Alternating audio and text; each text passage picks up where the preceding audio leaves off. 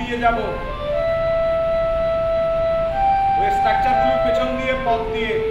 নাটকটির কাহিনী লিখেছিলেন নাট্যকার মঞ্জুরে মাওলা। বাংলাদেশ শিল্পকলা একাডেমির জাতীয় নাট্যশালার রেপার্টরি উদ্যোগের এই নাটকে নির্দেশনা দিয়েছেন নাট্য ব্যক্তিত্ব আতাউর রহমান। রবি ঠাকুরের বিদ্রোহী চরিত্র, দেশপ্রেমের সাথে জালিয়ানওয়ালাবাগের ইতিহাস খ্যাত হত্যাকাণ্ডের প্রেক্ষাপটে নির্মিত এই নাটক। বলা যাক, ফিরে আসবে ভাগ্য তোমাদের, ফিরে আসবে অমোঘ নিয়তি।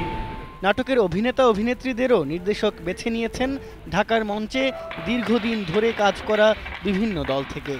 নাটকের সহ নির্দেশনায় আছেন পালাকারের দক্ষ কর্মী আমিনুর রহমান মুকুল। নাটকটির সেট করেছেন জুনায়েদ সিদ্দিকী আর আলোতে নাসিরুল হক খোকন। ভাইসরয়কে আমি বলেছিলাম কাউন্সিল থেকে এ বিল ফিরিয়ে নিতে, সে কথা শুনেননি তিনি।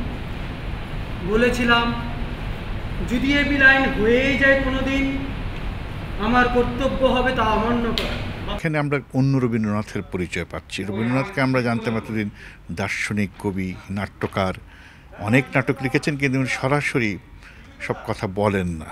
উনি প্রতীকে, ইঙ্গিতে, রূপকে, রূপালঙ্কারের ভেতরে কথা বলেন। কিন্তু এই এক রবীন্দ্রনাথকে পাচ্ছি যিনি একজন অ্যাক্টিভিস্ট, যিনি একজন ক্রিয়াশীল ব্যক্তি, যিনি প্রতিবাদ করতে জানেন, যিনি প্রতিরোধও করতে জানেন। কাজ করতে যাবে না কেউই, কোনো গাড়ি চলবে না, বন্ধ থাকবে সমস্ত দোকান, সারা দেশ থমকে যাবে, অচল স্থবির হয়ে যাবে। আপনার আদেশ শিরোধার্য বাপুজি। এই নাটকে ব্যবহার করা হয়েছে রবীন্দ্রনাথ ঠাকুরের গান, তার বিভিন্ন নাটকের টুকরো অংশ, বাঙালি সংস্কৃতির বিভিন্ন উপাদানে ছড়িয়ে থাকা রবীন্দ্রনাথকেই যেন সমন্বিতভাবে তুলে এনেছেন নির্দেশক এই নাটকে। আমাদের নেতা, আমাদের ভাই, সত্যপাল ভাই, কৃষ্ণ ভাই, এসব ভাই নেই।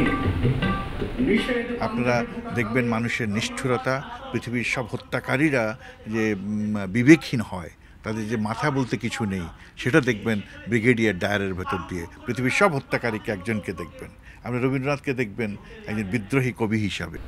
ঢাকার মঞ্চে নতুন এক দিনের আবাহনী আনবে রুদ্র রবি ও জালিয়ানওয়ালাবাগ, এমনই প্রত্যাশা এই নাটকের কলাকুশলীদের। 5 আগস্ট প্রথম মঞ্চায়নে পর্দা নামবে জাতীয় নাট্যশালা রেপার্টরির এই নাটকের।